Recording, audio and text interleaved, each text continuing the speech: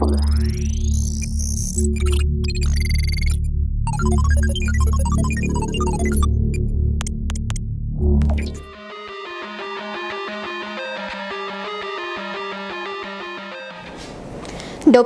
Julai 2010, terdengar suara seorang bayi menangis dan disambut oleh sepasang suami isteri bernama Atika binti Osman dan Kamarul Zaman bin Abdul Fattah.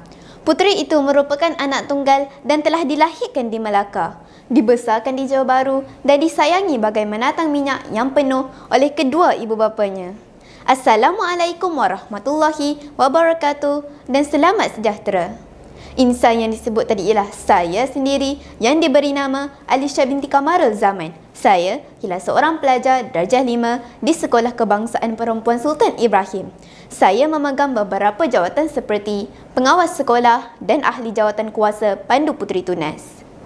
Cita-cita saya sejak dahulu ialah menjadi seorang saintis. Idola saya ialah Dr. Syekh Muzaffar Shah. Beliau ialah seorang doktor bedah ortopedik dan merupakan rakyat Malaysia pertama yang pergi ke angkasa. Beliau memberi inspirasi kepada saya untuk terus berjaya dan tidak berputus asa dengan impian saya. Saya mempunyai banyak hobi yang saya gemari, tetapi yang paling saya gemari ialah mengumpul buku. Saya mula tertarik untuk membaca buku semasa saya berumur 4 tahun. Sejak dari itu, saya mula mengumpul buku hingga sekarang. Sepanjang saya belajar di Sekolah Kebangsaan Perempuan Sultan Ibrahim, saya telah mendapat beberapa anugerah iaitu Pelajar Cemerlang Tahun 2017, 2018 dan 2019 sebelum pandemik COVID-19 melanda di negara kita. Saya juga telah mendapat johan dalam pertandingan membina slide science dan memenangi pertandingan action songs. Seperti yang saya katakan dari hobi saya tadi, saya sangat suka mengumpul buku dan membacanya. Antara dari 5 buah buku yang saya suka ialah Ahli Alkimia dikarang oleh Paulo Coelho, Sang Penuntun Hati dikarang oleh Mazli Malik, Kapal Terakhir di Dunia, Pelukis Jalanan dan Arkitek Jalanan, hasil nukilan Temeh Abdullah. Antara dari 5 buah buku yang saya telah sebut tadi, buku kegemaran saya ialah Pelukis Jalanan, hasil karya Temeh Abdullah. Buku ini telah memenangi emas Anugerah Kulit Buku Cantik 2018, MPH Best of 2017 kategori Malay Non-Fiction dan johan Anugerah Pilihan Pembaca Popular. Cerita ini mempunyai banyak pengajaran yang boleh saya ikuti. Buku ini mempunyai sebanyak 215 muka surat. Genre buku ini adalah bukan fiksyen. Ianya mengisahkan tentang seorang pelajar bernama Temeh yang dianugerahkan beasiswa penuh untuk pengajian ijazah di United Kingdom. Tetapi dia telah mensia-siakan peluang tersebut kerana dia telah hilang minat untuk belajar. Sebaliknya, dia ingin menjadi seorang ustaz.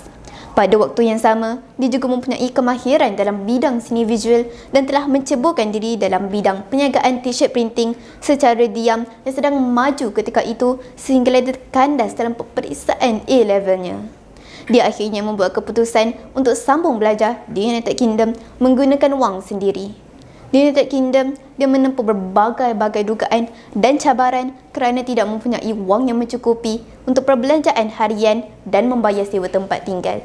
Dia terpaksa bekerja di restoran makanan segera untuk meneruskan kehidupan di United Kingdom. Temeh juga menghadapi dugaan dalam pelajarannya kerana dia telah ditikam belakang oleh rakan sekelasnya. Temeh sangat suka melukis dan mula melukis di bandar London. Ramai orang tertarik dengan lukisannya. Jadi, dia membuat keputusan untuk melukis di tepi jalan dan menjualnya untuk meneruskan kehidupan di United Kingdom dan dikenali sebagai si pelukis jalanan.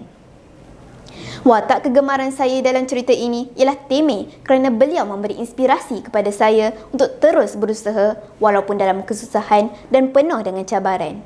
Saya sangat mengesyorkan buku ini kerana buku ini memberi manfaat dan membuat saya bermotivasi untuk belajar.